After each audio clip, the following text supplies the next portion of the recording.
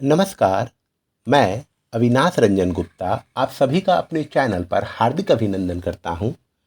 आज के इस वीडियो में हम लोग हिंदी साहित्य के यशस्वी लेखक, नाटककार और कवि जयशंकर प्रसाद जी की एक कविता ले चल वहाँ भुलावा देकर का विशेष अध्ययन करने जा रहे हैं। तो शुरू करते हैं इस वीडियो को। यहाँ देखिए, इस कविता से जुड़े कुछ बिंदु दिए गए हैं जिन पर हम एक एक करके विचार करेंगे। सबसे पहले हम लोग आ जाते हैं कवि परिचय पर। तो जयशंकर प्रसाद जी के बारे में जितना कुछ कहा जाए सचमुच वो कम होगा। इन्होंने अपने 48 साल के जीवन में हिंदी साहित्य को समृद्ध करने का जो बीड़ा उठाया था उसे बहुत हद तक इन्होंने प्राप्त किया और हिंदी साहित्य संसार इनकी सदा ऋणी रहेगी। अगर ईश्वर की इन पर कृपा होती और इन्हें और लंबी जीवनावधि प्राप्त होती तो ये तयशुदा बात थी कि हिंदी साहित्य संसार कहीं और अधिक समृद्ध हुआ होता। यहाँ इनके व्यक्तित्व और कृतित्व से जुड़ी जानकारी दे दी गई है। आप वीडियो को पॉज करके इसका अध्ययन जरूर कीजिएगा। फिलहाल हम लोग बढ़ते हैं अगले बिंदु की तरफ, जो है पाठ परिचय। देखिए, इस कविता को पढ़ने से पहले इस कविता की पृष्ठभूमि के बारे में जान लेना अत्यंत आवश्यक है। प्रस्तुत कविता या गीत, इसे आप कविता भी कह सकते हैं और गीत भी कह सकते हैं, क्योंकि इसे गाया भी जा सकता है और संगीत के साथ इसे इनकॉर्पोरेट कर कर और भी मधुरम बनाया जा सकता है। तो यह लहर काव्य संग्रह में संग्रहित है। तो लहर काव्य संग्रह कहने का मतलब एक ऐसी पुस्तक जिसे अंग्रेजी में एंथोलॉजी कहते हैं, जिसमें जयशंकर प्रसाद जी की ही अन्य कविताओं का संकलन हो। उसी पुस्तक में ये कविता भी संकलित है। इस गीत की रचना 19 दिसंबर 1931 को जगन्नाथपुरी में हुई थी। जगन्नाथपुरी मेरी जन्मभूमि है, ये उड़ीसा में है, यहीं हुई थी।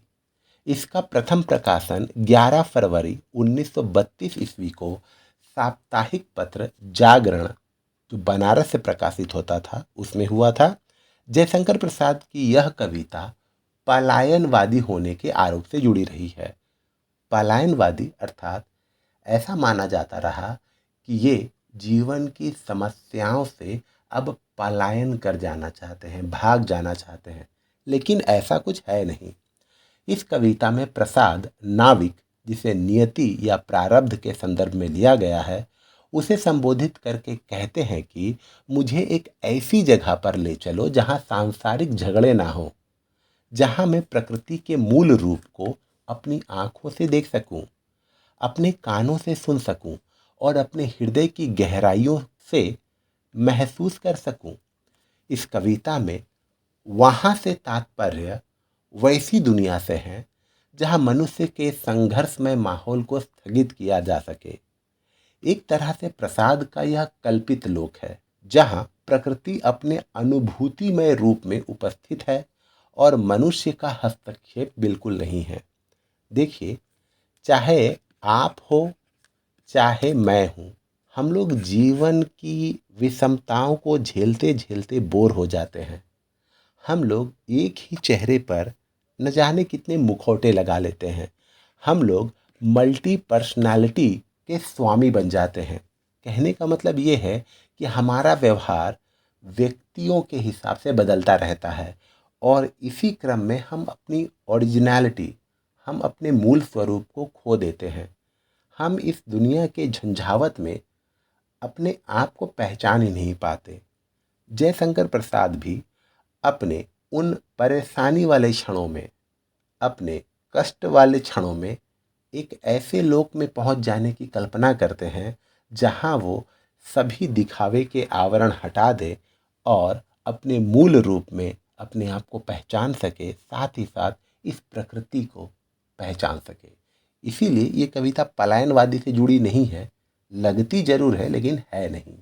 ओके, अब हम लोग देखते हैं इस कविता में नाविक शब्द का जिक्र आया है, वो किस संदर्भ में है। देखिए, ले चल वहां भुलावा देकर कविता में नाविक शब्द से अभिप्राय है नियति से, भाग्य से, प्रारब्ध से, फॉर्च्यून से। क्यों? क्योंकि आदमी का भाग्य ही उसे कहीं से कहीं ले जाता है।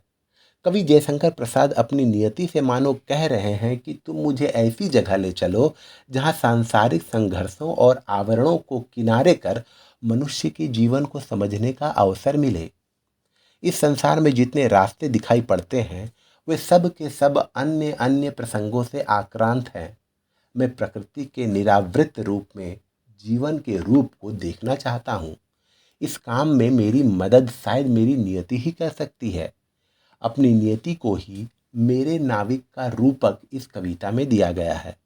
तो अगर आपसे कोई सवाल पूछे कि नाविक शब्द का क्या अर्थ है, तो आप बोलेंगे नाविक शब्द का अर्थ अर्थात मेरा भाग्य। ओके, यहाँ पर हम लोग देखते हैं अस्मिता, अपनी पहचान, अपना वजूद, आत्म अस्मिता की पहचान। जयशंकर प्रसाद शैव दर्शन के आनंदवाद में विश्वास रखने वाले कवि हैं।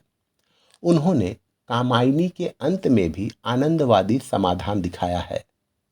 इस कविता में वे एक ऐसी जगह पर जाने की आकांक्षा प्रकट करते हैं जहां सांसारिक संघर्षों और आवरणों से मुक्त होकर प्रकृति और जीवन के निरावृत रूप को देखा जा सके।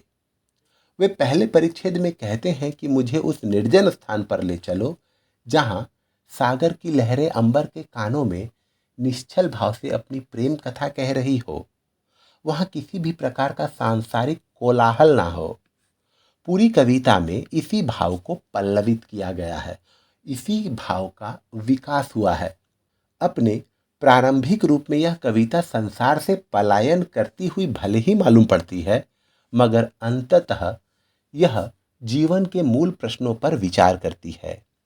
विकसित होती जाती सभ्यताओं में इतने सारे आवरण बनते जा रहे हैं कि जीवन के मूल को पहचानने में कठिनाई होने लगती है। यह कविता इसी मूल रूप के महत्व को याद दिला रही है। यह कविता छायावाद के यूटोपियाई संसार की तरह भी है। अतः इस कविता पर पलायनवाद का आरोप लगाना पूरी तरह सही नहीं है। यहाँ एक शब्द है यूटोपियाई। यूटोपिया अर्थात एक ऐसा सिस्टम जिसे कभी अचीव नहीं किया जा सकता। तो ये उसी यूटोपियाई संसार में जाना चाहते हैं जिसे कभी अचीव नहीं किया जा सकता। अर्थात इन्होंने ये कविता लिखी है लेकिन अपने कल्पना को उस बिंदु तक पहुंचा दिया है जहां पर शायद ही कोई कल्पना करे। ओके, अब मैं कविता का वाचन करने जा रहा हूं, आप पूरे मनोयोग से सुनिए। ले चल वहां भुलावा देकर मेरे नाविक धीरे धीरे, जिस निर्जन में सागर लहरी अंबर के कानों में गहरी, निश्चल प्रेम कथा कहती हो तज कोलाहल की अवनी रे। जहां सांझ सी जीवन छाया ढीले अपनी कोमल काया, नील नयन से ढुलकाती हो ताराओं की पाती घनी रे। जिस गंभीर मधुर छाया में विश्व चित्रपट चल माया में, विभुता विभूति पड़े दिखाई, दुख सुख वाली सत्य बनी रे। श्रम विश्राम क्षितिज वेला से, जहाँ सृजन करते मेला से, अमर जागरण उषा नयन से, बिखराती हो ज्योति घनी रे। देखिए, कविता भले ही छोटी है लेकिन इसका एक्सप्लेनेशन थोड़ा बड़ा होगा। आपको पेशेंस रख के बहुत गहराई से सुनना होगा, समझना होगा, ताकि इस कविता को आप पूरे अच्छे से आत्मसात कर पाए। तो इस कविता को इजीली समझने के लिए खंडान्वय विधि द्वारा हम इसे 4 पंक्तियों में विभाजित कर देते हैं और उसे समझने का प्रयास करते हैं। सबसे पहले हम लोग आ जाते हैं पंक्तियां 1 पर। ले चल वहां भुलावा देकर मेरे नाविक धीरे धीरे, जिस निर्जन में सागर लहरी अंबर के कानों में गहरी, निश्चल प्रेम कथा कहती हो तज कोलाहल की अवनी रे। अर्थात जयशंकर प्रसाद जी कहते हैं कि हे मेरे भाग्य, हे मेरे प्रारब्ध, हे मेरे फॉर्च्यून, मुझे एक ऐसी जगह पर ले चलो जहाँ पर कोई आदमी ना हो, निर्जन हो, और वहाँ पर सागर की लहरें अंबर के कानों में निश्चल प्रेम की कथा कहती हो, वहाँ पर इस पृथ्वी का, अवनी का, पृथ्वी का कोई कोलाहल ना हो। ये देखिए, पिक्टोरियल एक्सप्लेनेशन कुछ इस तरीके से हम लोग देख सकते हैं। कठिन शब्दों के सरल अर्थ ये रहे। हम लोग आ जाते हैं प्रसंग पर। कविता के प्रस्तुत अंश ले चल वहाँ भुलावा देकर से उद्धृत है। इसके रचयिता जयशंकर प्रसाद जी हैं। यह जीवन के प्राकृतिक रूप को समझने का आग्रह करती है। सांसारिक संघर्ष, आकर्षण, भ्रम और संबंध के कारण हम जीवन को छद्म दृष्टियों से देखने को बाध्य हो जाते हैं। कवि ने एक ऐसी जगह की कल्पना की है जहां पहुंचकर जीवन को उसकी प्रकृति के साथ निभ्रांत होकर देखा जा सके। निभ्रांत अर्थात भ्रांति की कोई स्थिति ना हो। वो उस बिंदु पर पहुंच जाना चाहते हैं जहां इन्हें जीवन का असल उद्देश्य मालूम हो। ओके, व्याख्या कुछ इस प्रकार है। जयशंकर प्रसाद इस कविता में एक ऐसे लोक की कल्पना करते हैं जहां धरती का कोलाहल बिल्कुल ना हो और प्रकृति अपने मूल रूप में दिखाई पड़ रही हो। प्रकृति का यह रूप हमारी अनुभूतियों को विस्तार देता हो ताकि हम अपने स्वाभाविक रूप के नजदीक पहुंच सकें। मगर यह जगह होगी कहाँ? प्रसाद ने वह जगह तो ठीक ठीक नहीं बताई है, मगर उस जगह के लक्षणों के बारे में बताया है, सिम्टम्स के बारे में बताया है, और नाविक से अर्थात अपने भाग्य से आत्मीयता पूर्वक कहा कि उस जगह पर ले चलो। यह नाविक कौन है? प्रसाद उससे अपनाव प्रकट करते हुए कहते हैं, मेरे नाविक। छायावाद की प्रवृत्तियों को ध्यान में रखते हुए प्रायः यही निष्कर्ष निकाला गया है कि यह नाविक हम सबकी नियति है या प्रारब्ध है। इसे हम भाग्य या तकदीर भी कह सकते हैं। प्रसाद नियतिवादी भी कहे गए हैं।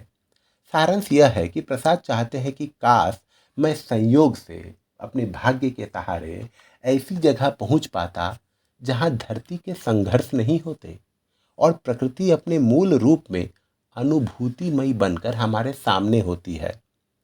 प्रसाद कहते हैं कि हे मेरे नाविक, मुझे भुलावा देकर धीरे धीरे वहां ले चलो, अर्थात मुझे अवचेतन मन में वहां ले चलो। अगर मुझे तुम सच्चाई बता दोगी कि तुम मुझे वहां ले जा रही हो, तो हो सकता है कि सांसारिक मोह माया के बंधन में फंसकर मैं वहां जाने की अनिच्छा प्रकट करूं। मुझे बताने की जरूरत नहीं है कि उस जगह पर तुम किस रास्ते से लेकर चलोगे। मुझे अनजान ही रहने दो। मैं इस उलझन बहस में भी पड़ना नहीं चाहता कि कौन सा रास्ता मुझे वहां पहुंचा पाएगा। तुम सहज भाव से धीमे धीमे ले चलते हुए उस जगह तक पहुंचा दो। वह मेरी अभीष्ट जगह है। मैं वहां पहुंचकर उन तमाम आवरणों को फेंक देना चाहता हूं जो धरती के संघर्षों के कारण हमारे ऊपर चढ़ जाते हैं। वे उस जगह के लक्षणों के बारे में बताते हैं। उस जगह की पहचान बताते हुए वे कहते हैं कि मुझे उस निर्जन जगह पर ले चलो जहां सागर की लहरें अंबर के कानों में निश्चल प्रेम की गहरी कथा कहती हो और वहां पर धरती का कोलाहल बिल्कुल ना हो। धरती के संघर्षों से दूर अपने प्राकृतिक स्वभाव में प्रेम को देखने की अभिलाषा कवि ने प्रकट की है। और इससे यह स्पष्ट हो जाता है कि ये पलायनवादी कविता हरगिज नहीं है और जयशंकर प्रसाद की पलायन प्रवृत्ति है ही नहीं, बल्कि वो तो उस बिंदु पर पहुंचकर अपने जीवन के असल उद्देश्य को, प्रकृति को उसके मूल रूप में देखना चाहते हैं। ओके, अब हम लोग आते हैं पंक्तियां 2 की तरफ। जहां सांझ सी जीवन छाया, ढीले अपनी कोमल काया, नील नयन से ढुलकाती हो, ताराओं की पाती घनी रे। अर्थात वो एक ऐसे लोक में जाना चाहते हैं जहां सांझ के समय प्रकृति भी ढीली हो जाए और अपने नीले गगन से, आसमान से ताराओं की पाती अर्थात तारे दिखाकर सबको सम्मोहित करती हो। पिक्टोरियल एक्सप्लेनेशन कुछ इस प्रकार हो सकता है। देखिए, ताराओं की घनी रात। ओके, कठिन शब्दों के सरल अर्थ ये रहे। प्रसंग पूर्ववत ही है। हम लोग आते हैं सीधे व्याख्या पर। कवि कहते हैं कि मैं उस जगह पर ढलती हुई शाम के रूप को देखना चाहता हूं और महसूस करना चाहता हूं कि शाम में कैसे जीवन अपनी कोमल काया को विश्राम के लिए ढीला छोड़ देता है। काया अर्थात शरीर। प्रकृति भी अपने शरीर को ढीला छोड़ देती है। जैसे हम लोग दिन भर काम करने के दौरान अपने शरीर को ताकत के साथ खड़े रखते हैं, बैठाए रखते हैं या किसी मुद्रा में बनाए रखते हैं, लेकिन संध्या के साथ ही हम अपनी बॉडी को, अपने शरीर को शिथिल छोड़ते हैं, पलंग पर लेट जाते हैं। वैसे ही कवि को भी लगता है कि प्रकृति भी अपने शरीर के अवयवों को ढीला छोड़ देती होगी। जो जीवन दिन भर सक्रिय रहता है वह शाम में विश्राम के लिए अपने शरीर को निष्क्रिय कर देता है। मैं इस दृश्य को देखना चाहता हूँ। मैं उस गहराती हुई शाम में तारों की पंक्तियों को निकलते हुए देखना चाहता हूँ और महसूस करना चाहता हूँ कि ये तारे जीवन छाया के ढुलकते आंसुओं की तरह है। प्रकृति की ये दृश्य जीवन की छाया के रूप में मेरे सामने घटित होते दिखाई पड़े, ताकि मैं जान सकूं कि मनुष्य का जीवन अपने प्राकृतिक रूप में किस तरह का है। यह भी समझ सकूं कि सांसारिक संघर्षों ने जीवन को कितना अस्वाभाविक बना दिया है।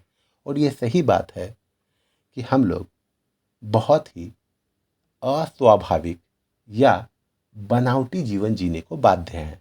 ओके, अब हम लोग आते हैं पंक्तियां 3 की तरफ। जिस गंभीर मधुर छाया में विश्व चित्रपट चल माया में विभुता विभूसी पड़े दिखाई, दुख सुख वाली सत्य बनी रहे। अर्थात वो ये जानना चाहते हैं कि गंभीर मधुर छाया में विश्व चित्रपट चल माया में, अर्थात ये संपूर्ण विश्व में विभुता, वो उस विभुता ईश्वर की विभु को, विराटता को देखना चाहते हैं और दुख सुख वाली सत्य बनी रहे, अर्थात दुख सुख के कारणों को, सत्य को जान लेना चाहते हैं। पिक्टोरियल एक्सप्रेशन कुछ इस प्रकार का हो सकता है इसका। ओके, कठिन शब्दों के सरल अर्थ ये रहे। प्रसंग पूर्ववत ही है। हम लोग आते हैं सीधे व्याख्या पर। कवि कहते हैं कि यह सृष्टि विराट और गंभीर है। वह अपनी मधुरता और गंभीरता की छाया में अनेक चित्रों को समेटे हुए हैं। ये चित्र स्थिर चित्रों की तरह नहीं हैं, बल्कि गतिशील हैं। ये चित्र वास्तविक होते हुए भी चंचल माया की तरह अनेक रूप धारण करने की क्षमता रखते हैं। मैं सृष्टि के चित्रों के बीच प्रकृति की विराटता के प्रत्यक्ष रूप को देखना चाहता हूँ। ठीक वैसे ही जैसे विराट को सीधे देखकर उसकी विराटता को महसूस करना। विभु की विभुता को प्रत्यक्ष रूप से महसूस करने के कई उपाय हैं। हम लघु रूपों में भी विराटता को महसूस कर सकते हैं, मगर यह सब अप्रत्यक्ष ही रहता है। मैं प्रत्यक्ष रूप से विराट को देखकर उसकी विराटता को जानना चाहता हूँ। अर्थात ये जानना चाहते हैं कि ये दुनिया आखिर है कैसी। ये जानना चाहते हैं उस प्रकृति के वास्तविक रूप को, जो कितना विराट है। यह विराट सुख से बना है या दुख से? कवि का ख्याल है कि यह विराट सुख दुख के सापेक्ष नहीं होता। वह सत्य की तरह होता है, वह आनंद की तरह होता है। कवि का ये कहना है कि ये जो प्रकृति का विशाल रूप है, ये सुख के अनुसार बना है या दुख के अनुसार बना है, तत्क्षण उन्हें इस बात का भी भान होता है कि नहीं, ये केवल सत्य की तरह होता है, आनंद की तरह होता है, वह रस की तरह होता है। रामचंद्र गुणचंद्र ने रस के बारे में लिखा है, सुख दुखात्मको रस, अर्थात रस सुखात्मक भी होता है और दुखात्मक भी। अर्थात रस आप उसकी अनुभूति सुख के सेंस में भी कर सकते हैं और दुख के संदर्भ में भी कर सकते हैं। रस मूलतः आनंद है। सुख दुख की परिधि को तोड़कर मिलने वाली तन्मयता और तल्लीनता। कवि उस विराट को देखना चाहता है जिसमें सुख भी है और दुख भी है, मगर उसकी कसौटी सत्य है। ओके, कहने का तात्पर्य यह हुआ कि सत्य किसी के लिए सुख का कारण बनता है तो किसी के लिए दुख का कारण भी बनता है, क्योंकि सत्य कड़वा होता है। अब हम लोग आते हैं अंतिम पंक्तियों की तरफ, जो है पंक्तियां 4। श्रम विश्राम क्षितिज वेला से, जहां सृजन करते मेला से, अमर जागरण उषा नयन से, बिखराती हो ज्योति घनी रे। चलिए, हम लोग पिक्टोरियल एक्सप्लेनेशन तो ये देख लिए, उषा का रमणीय दृश्य भी हम लोगों ने देख लिया, कठिन शब्दों के अर्थ भी हम लोगों ने पता लगा लिए, प्रसंग पूर्ववत ही है। हम लोग आ जाते हैं सीधे व्याख्या पर। कवि कहते हैं, हे नाविक, मुझे उस जगह पर पहुंचकर एक और दृश्य देखना और महसूस करना है। मैं रात के उस रूप को देखना चाहता हूं जिसमें श्रम से थकी सृष्टि विश्राम कर रही हो। श्रम विश्राम के मिलन बिंदु की तरह बनी हुई उस रात को देखना चाहता हूं। रात मानो ढल रही हो और क्षितिज के तट पर प्रभात अंगड़ाइयां ले रहा हो। अर्थात रात ढल रही है और प्रभात तैयार हो रहा है अपने कार्य को शुरू करने के लिए। रात के विश्राम के बाद पुनः सृष्टि विभिन्न घटक सृजन के कामों में लगते हुए ऐसे दिखाई पड़े मानो सुबह होते ही सृजन का मेला सा लग गया हो। मैं सुबह के उस दृश्य को देखना चाहता हूँ कि कैसे उषा की आंखों से बरसती अखंड ज्योति और दिव्य जागरण का संदेश लेकर आती है। हे नाविक, तुम मुझे ऐसी ही जगह पर ले चलो। अर्थात कवि जयशंकर प्रसाद प्रकृति के निभ्रांत रूप को देखना चाहते हैं, मनुष्य के असल उद्देश्य को समझना चाहते हैं और उस भूमि में पहुंचकर विराट सत्य को जानना चाहते हैं। अब हम लोग आते हैं अंतिम बिंदु की तरफ, जो है काव्य सौष्ठव या विशेष। देखिए, यह पलायन का गीत नहीं है। सबसे बड़ी बात, इसमें जीवन की आसक्ति से मुक्त होकर जीवन को समझने की कामना है। जीवन के प्रति सबकी प्रबल इच्छा है कि वो लंबा जीवन जिए, सुखमय जीवन जिए, लेकिन ये जीवन की आसक्ति, इच्छाओं तथा जुड़ाव से मुक्त होकर जीवन को समझने की कामना व्यक्त करती है। सांसारिक संघर्षों ने जीवन को वेदनामय बना दिया है। ऐसा कहा गया है कि एक छोटा सा कंकड़ उठाया जाए और उसे फेंक दिया जाए, वो कंकड़ किसी के माथे में भी लगेगा। आप उससे जाकर पूछिए, क्या आपके जीवन में कोई दुख है, समस्या है, प्रॉब्लम्स है? वो आदमी बोलेगा, हाँ भाई है। तो सांसारिक संघर्षों ने जीवन को वेदनामय बना दिया है। कवि का विचार है कि यह जीवन अपने मूल रूप में आनंद मूलक है, अपने मूल रूप में ये आनंद देने वाला ही है। इसमें कवि की आकांक्षाओं का संसार व्यक्त हुआ है। अर्थात इसमें कवि एक जैसे संसार की कल्पना करते हैं, उसकी इच्छा अभिव्यक्त हुई है। इस कविता के प्रत्येक पंक्ति में 16-16 मात्राएं हैं। पहली पंक्ति को छोड़कर प्रत्येक पंक्ति के अंत में दीर्घ की मात्रा है। ओके, तो इसी के साथ हम लोगों ने ये वीडियो पूरा किया। उम्मीद करता हूँ कि आपको मेरा ये वीडियो ज़रूर अच्छा और इन्फॉर्मेटिव लगा होगा। हम पुनः मिलेंगे किसी अगले वीडियो में। तब तक के लिए धन्यवाद।